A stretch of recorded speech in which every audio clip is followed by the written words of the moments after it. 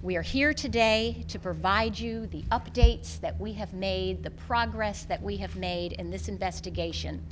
And now as we move to the next phase and very appropriately hand off to another agency to take a lead in this investigation, we provide you with where we stand today and where we will progress in the future. We begin now with Assistant Police Chief Russ Hamill.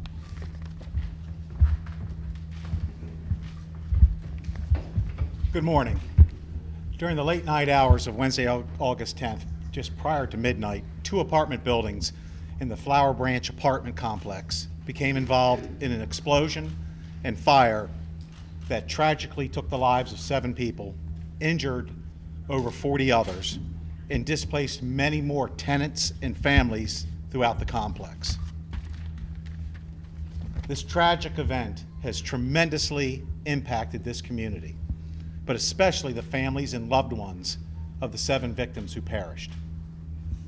Since that time, the Montgomery County Police Department has partnered with the Montgomery County Fire and Rescue Service, Montgomery County Emergency Management and Homeland Security, and the Bureau of Alcohol, Tobacco, Firearms and Explosives in an attempt to determine the cause of the fire and explosion from that evening. From the beginning, it has always been our goal to bring resolution and as much comfort as reasonably possible to the victims' families and the community. Over the course of the last week, we have provided updates as the investigation yielded developments and provided as much information as we possibly could to the community. Today, all of us, and with our differing responsibilities and roles, have additional information to share. Detectives with the Police Department's Major Crimes Division have been responsible for the death investigation of the 7 victims.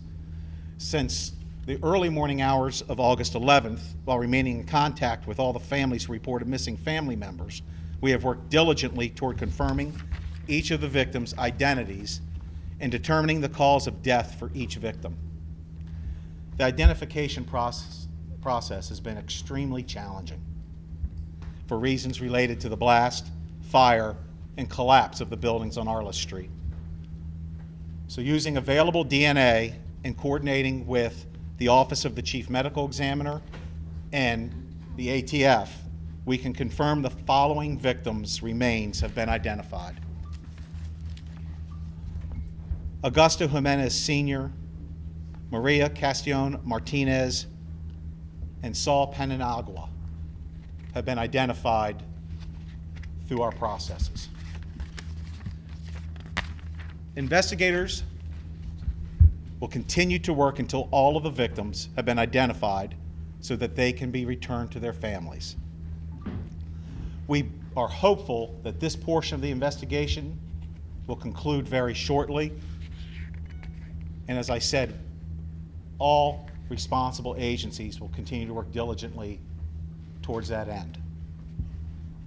At this time, we do not believe that there will be any additional victims.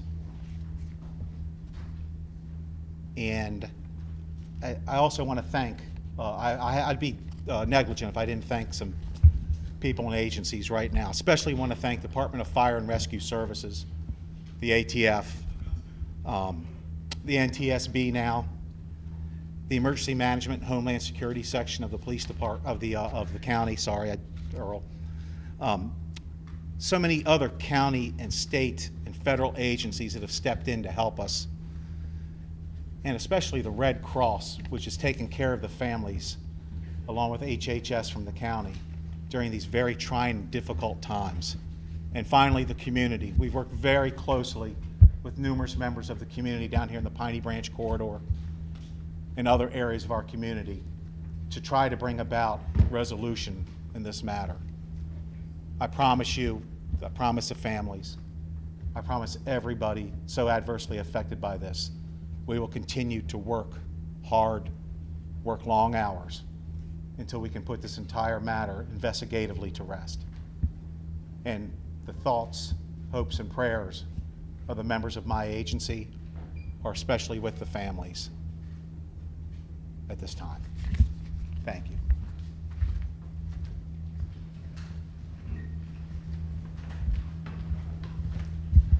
Good morning. My name is Alan Hind. I'm the Acting Chief of the Montgomery County Fire Rescue Service. First off, on behalf of Scott Goldstein, our Fire Chief, the Fire and Rescue Service, all the men and women who proudly serve the community, send our condolences out to all the families who have experienced this tragedy. And we will do everything we can in our power to reach out to the community continuously and try to help them understand what to do when these type of incidents occur and how to be prepared when a disaster occurs, whether it be man-made or it is an act of nature, so that when they are uprooted rapidly from their homes, that they are hopefully better prepared to make it through the first 72 hours of the recovery. The Montgomery County Fire Rescue Service, our Fire Investigation and Explosion Unit, is working with our federal partners, the Alcohol, Tobacco, and Firearms, and the National Transportation Safety Board, to unfold this tragic event, to get down to the probable cause for the incident.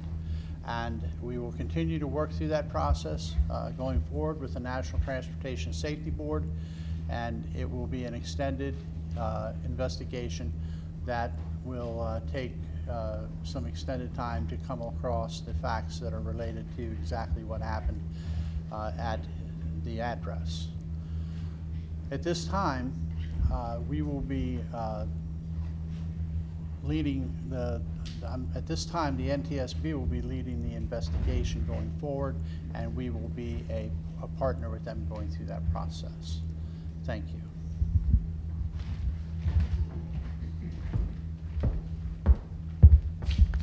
Good morning. My name is Daniel Board. I'm the Special Agent in charge of ATF's Baltimore Field Division. First and foremost, on behalf of the men and women nationwide of ATF, we want to express our condolences to the victims of this great tragedy.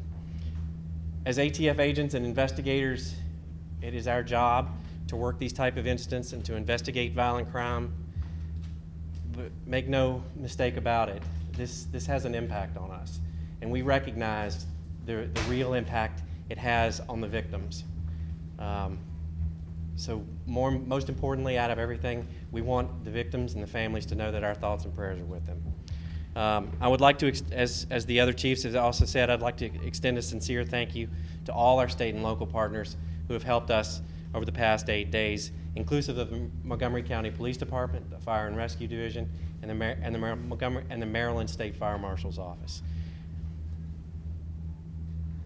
Without a doubt, also the Red Cross, we have to mention, they have been unbelievable in supporting our personnel and supporting everyone who was actually out at the scene over these last few days. There were actually 290 personnel who actually helped work this scene, which is an amazing thing. I've said it before, if you would have taken the badges off of the people who were working, you would have never known that they were with different agencies. There was that type of unified effort. From a law enforcement perspective, from an investigative perspective, it was truly humbling to see. From an ATF perspective, we brought in 85 agents from all across the eastern seaboard. Inclusive of those numbers were the arson explosives groups from the Baltimore Field Division, who actually have worked the last 16 straight days since the law enforcement bombing of a police vehicle in Thurmont, Maryland. But also, I'd like to take just one quick opportunity to thank the men and women of ATF for their support that we received from them nationwide as they supported us in this endeavor. I also want to take just a second to commend the first responders and the great citizens of this community. Without their extraordinary action, which resulted in saving of numerous lives, this tragedy could have been much worse. My hope is that over the next few days, weeks, and months, some of those stories come out so that you can see the true great human nature and some of the great human stories that have evolved out of this. After conducting over 100 interviews of witnesses, reviewing countless hours of surveillance video, collecting and analyzing multiple pieces of evidence, reconstructing the gas meter lines, and digging by hand through 4 stories of charred debris, we are prepared to say that this tragedy was the result of a natural gas explosion that occurred in the meter room of Building 8701. This building which was located underneath apartment 101. Subsequent to that explosion was a natural gas-fed fire that consumed the apartments directly above and adjacent to the source of the fire. At this point in time in the investigation, there is no indication that a criminal act occurred. There was no incendiary or ignition device recovered in the location of the blast seat or the blast location, and there is no indication of unauthorized access to the meter room prior to the explosion.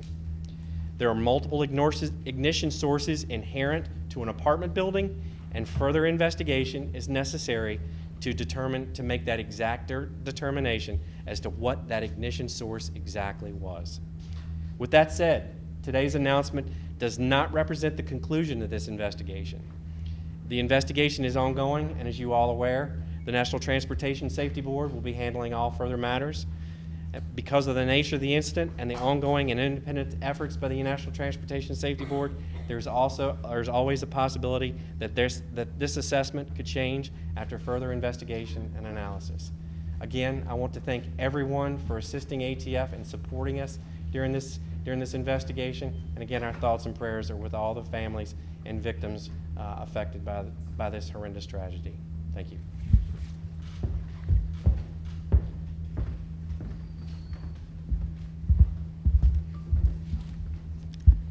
Good morning. My name is Ravi Sunder. That's R-A-V-I. Last name Sunder, C-H-H-A-T-R-E. I'm with National Transportation Safety Board, and I'm investigator in charge of this accident. National Transportation Safety Board is an independent federal accident investigation agency, and we are charged by Congress to investigate accidents in modes of transportation like aviation, marine, railroad, highway, and pipeline. Just to clarify, natural gas or your petroleum products are transported to you through pipelines, and as such, pipelines are a mode of transportation and under NTSB's jurisdiction. We are under the executive branch of the government, but we report directly to Congress. NTSB's independence is of paramount importance. Congress has charged us to investigate accidents in modes of transportation, and Pipelines Division authority to investigate comes in Title 49, I believe, Chapter 11. Essentially, it tells us to investigate and identify the circumstances and cause or a probable cause of an incident when there is a fatality, multiple injuries, or significant damage to the environment. And as such, NTSB decided to investigate this tragedy. And before I go further, I'd like to offer my deepest condolences on behalf of the National Transportation Safety Board to the victims of this accident and their loved ones. Our thoughts and prayers are with the victims. We started our investigation only yesterday. We had done some site characterization. We hope to stay at the scene no more than a few more days. Having said that, then we'll conduct lots of interviews and do anything and everything that we need to do to come up with a cause or a probable cause in this tragedy. Typically, the investigation may take several months. Our goal in this case is to issue a report before the anniversary, less than 12 months. And if we can beat that, we'll try to do that. Thank you for your patience. In identifying the place where it happened, you said, and if you'll clarify, you're still trying to identify the source of ignition? Correct. What does that mean, and where does that leave us? In other words, if you had a gas leak, how did it result in explosion of the bomb? We're actually trying to, up until this point, we've been trying to ascertain what actually caused the explosion of the gas itself. And that's what I say, from the site of the explosion itself, we're trying to find out what ignited or caused or started that explosion. as in the specific incident or specific item from within inside that room. Could a buildup of gas cause an ignition? Somebody walking in with a lit cigarette? I mean, what are the things you're looking at? That is exactly why again, we've ruled out the items that I've spoken of, but the reason that the National Transportation Safety Board was actually brought in is to find out exactly what those sources could actually be. The reason, and this is their specialty, this is their arena, and that's why we, along with the Montgomery County Police Department and the Fire and Rescue, deferred back to them. And if I could just follow up, Sure. Residents had said that they reported smelling natural gas prior to this date. The county executive said July 25th there was a report. Some residents say the same night of the fire, within an hour or two before the fire. Could this have been detected? Could it have been prevented? Only because I don't want to adversely impact the NTSB's investigation. I understand about your question and the reports that have been made. It's probably inappropriate for me to actually comment on that because those interviews and the people who have that type of information should definitively contact the National Transportation Safety Board so that their thoughts, their comments can be a part of that ongoing investigation. Can you clarify, you talked about there was the pipes in a building under the building, and can you just clarify that in layman's terms, what that whole part of it was where the gas lines came from? I didn't quite understand that. I'm not sure that I talked about a pipe underneath the building. What we discussed is that our national response team, as they excavated the 4 floors, actually determined where the site of the explosion occurred, which was at the base of that specific apartment building, directly underneath of apartment 101. I thought that there was an extra building in my mind. Okay. So it was the natural gas lines from Washington Gas that were feeding into that building? It was what our determination was that it was a natural gas fed fire. That's as far as you can go? That's what we're stating at this point. Yes, ma'am. Have you been in contact with Washington Gas?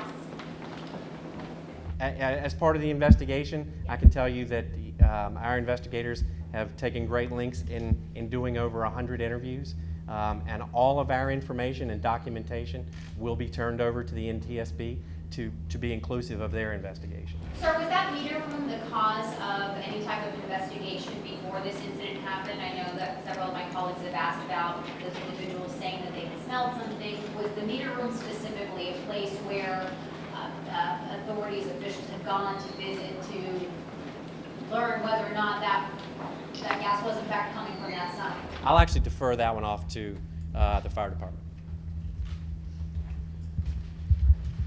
At this address, the only call to 911 for a report of a natural gas odor occurred on July 25th, and we did respond and did survey the building with meters and found no positive results.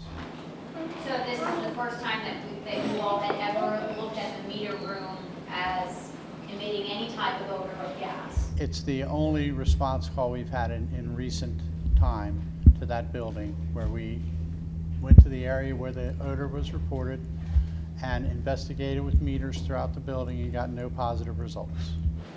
We have had some complaints about from the remaining neighbors and some notifications by Washington Gas that there is gas leak in the remaining buildings. Are the rest of the residents in that area safe or secure that it won't happen again? The remainder of the buildings have been evaluated by both Washington Gas. According to the residents, on Monday, Washington Gas people came and they gave them some notifications about leaking in their apartments, gas leaking. I'm not aware of that in that part of the investigation. I know that they have checked the meter rooms and the piping and everything that enters the building, and that is really up to the NTSB to discuss any further. Following up on that, I've also interviewed people who said the same thing, and they said management had come in and actually changed their scope. I cannot address that. Is there anyone that can? someone here is from management, I could possibly address it. To the ATF, could you clarify for those of us who may be on the technical stuff are a little confused? When we heard this was accidental in nature, is the term that's been used, you're now saying the meter room is the issue. Are we looking at the infrastructure of the gas lines to the meter room and something with that infrastructure? Or when you say it's been accidental, is that somebody walking by with a cigarette? What's more likely? Well, I didn't say that we didn't actually cause it or label it or classify it as accidental. What we're saying is that we have determined where the initial site occurred, and because of the information that the assessments that we've made, that's why we've now passed the baton over to the NTSB to actually investigate it further, to make that assessment as to what actually caused that failure to happen. To follow up on that, can you say, did the explosion happen in the infrastructure of the gas pipelines, or did it happen in the building itself, for example, in the meter room, in the basement, the lobby? I'm Steve Cordell. I'm the National Response Team Supervisor. We're prepared to say the explosion happened inside the building. Inside the building, okay. For the NTSB, is this incident reminiscent of any other particular incidents that you've investigated with respect to gas explosions? Can you repeat the question one more time, please? Is the incident reminiscent of any other gas explosions that you guys have looked at? We have looked at several gas explosions. The most recent that comes to my mind is happened in Harlem, New York, about 18 months to 2 years ago, and there were 8 fatalities, and I was the investigator in charge at that time. I can probably name you 20 that I had looked at, but there are numerous. This is one of the deadliest that I have seen. My understanding from the NTSB folks is that your regulation, you sort of regulate up to the meter, and once it gets after the meter, then it ends. This happened in the meter room. Do you look at whether it's the pipes before the meter or after the meter? Is there a... Let me clarify. We are not regulators. We are not regulators. We do not regulate pipelines. We are not law enforcement agencies. We are, essentially our goal is to promote safety in transportation. And we do that by maintaining our independence. We do objective, precise, and comprehensive investigations and come up with the probable cause of an accident and make safety recommendations. That is our product. Our goal is to minimize similar future incidences. I don't think anybody can turn the clock back, but we can certainly prevent something happening like this again in the future. Question about the victims. Chief, I want to address it. Were these the first 3 people who were found? Can you tell us if they were living together, where they were living? Give us some context as to where they were in the buildings. Thank you. Just one moment.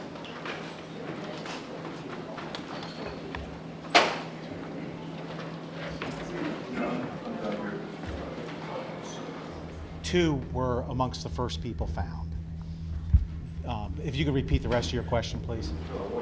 I was wondering if these 3 people you've identified were the first 3 people found, and where they were, if they were living together, where they were living in the building. 2 were amongst the first 3 people found, and they were found close by each other. At what point in the building? Yes, sir. What floor? I don't recall which floor. I know it was a lower floor. Can you repeat their names for us, please? We have them written over here for you if you need them. If you want me to repeat them. Augusto Jimenez Sr., Maria Casion Martinez, and Saul Pananagua. Can you explain why is this a long process to identify the victims, why it's taking so long? As I've gone over repeatedly, the remains of the victims were in such a condition that a visual identification was not possible. So the identification had to go over into the arena of our science capabilities. So through those capabilities will be the only means for us to do positive identifications. Sorry. I'm asked by the family and friends of the remaining missing but unidentified yet. The family is in agony. They want to know how long will it take before they know the ultimate result to the decision. Our investigators have spoken with each of the families of the people that lost their lives. We've spoken with them many times and explained the issues involved with the identification and the process. Unfortunately, when we talk about the science involved in identification, there's no quick solution. You have to do it by the scientific processes provided by standard methods and follow those standard methods to you reach the scientific conclusion. So I wish I could put a definite timeline on it. Unfortunately, I can't. But I can tell you that everybody involved with that process is working extremely diligently. We understand the agony of the families. We understand the daily toll this takes on them. It's almost unimaginable at this stage. I understand that. And we will continue to do everything we can to get these tests done correctly and as quickly as possible, but the science is the science. Sir, as we talk about the security recommendations moving forward, the safety recommendations moving forward, there are 7 families, at least, that are without their loved ones. Where does the fault lie in this investigation? Well, that'll have to be determined by the NTSB in conjunction during their investigation, what remains of their investigation. Is that something that you'd like to comment on, sir? Can you comment on that? For these family members, they want to know why they don't have their loved one with them anymore. Yes, I mean, I can comment on what the probable cause will be. I want to clarify one thing. NTSB does not blame an individual or an entity. We do not assign fault to an individual or entity. Our goal truly is fact-finding and coming up with recommendations that will minimize similar future tragedies. Having said that, we just started our investigation yesterday. Accidents such as this take several months to go through and come up with the facts and probable cause. Our goal in this case is to complete everything before the anniversary date, and we'll try to beat that. Is there any sort of alarm or detection system for building managers who have natural gas in their building that would be in a meter room? Or is it, if it does exist, is there a requirement for it? I'm wondering about all the people who live around here in a building with gas who are wondering, am I safe? These are all the areas we are going to investigate. What we have done, we have formed several groups. Each group will have one NTSB investigator in charge, will be assigned. And we'll look at the federal regulations, state regulations to see if there is any gap that we can fill to minimize something similar, if there is anything that we can recommend to the operator, to the industry in general. Nothing is off the table. We'll look at any and every aspect of the investigation. So is there some sort of device, perhaps the fire department could answer that buildings are required or suggested that they're equipped with? I have no idea. Is there a natural gas detecting device? There are devices, there are lots of devices that probably could prevent something like this. All this thing is in the phase of investigation, and we do not like to speculate what any device or anything would or would not have done. I'll promise you, we look at everything that may or may not have prevented this incident. Are these types of devices required in Montgomery County? Could you possibly answer the fire department with that? And does this apartment complex have them? Hey, good morning. I'm Brian Geraci, Geraci. I'm the Maryland State Fire Marshal. To answer your question, at this time the fire code, nor does the building code require any type of gas detection in any type of building. We do sometimes require it in larger industrial type occupancies, where there's like a gas plant or something of that nature, but there is no requirement for that in this type of occupancy. Do devices like that exist? Do some buildings have them? Could this be a recommendation down the road? It could very well be a recommendation, and something that NTSB I'm sure is going to look at, but right now there's no requirement for any type of gas detection to be in any type of these types of occupancies. And did this building management have this device in? No. None And you're talking about If you state. look at the meter room, there's a lot of buildings that are part of this complex, presumably all built at the same time. If you looked at meter rooms in these other buildings, is there a chance that this is something that could happen in the other one? My folks were a supporting role. I'll turn it back over to the fire or ATF. They were the primary investigators in this case. I know they went through and looked at all the other meter rooms. Obviously, we look for exemplars to try to find what the meter room looked like before the explosion. So I know that occurred. So we've been through some of the meter rooms, yes. My question is to the gentleman from NTSB. Once you find the facts, once you find the actual fact, who's going to take the responsibility of assigning blame to this catastrophic event that caused death in our community? I'll repeat one more time. We don't assign blames. In fact, we will find the probable cause. We'll find what caused this accident. What happened after that? And then we'll come up with recommendations to various agencies. Everybody is equal in our eyes. Federal, state agencies, operator, apartment complex, whoever that may be. But we'll come up with recommendations, and the goal really is to minimize similar occurrences from happening. That is our goal. So our product, finally, once we find out what the probable cause is, we'll use that to prevent. What are the agencies you're talking about? You're going to? Our investigation process is a party system. We will get, in our parties right now, Pipeline and Hazardous Materials Safety Administration, which is acronym as PHMSA.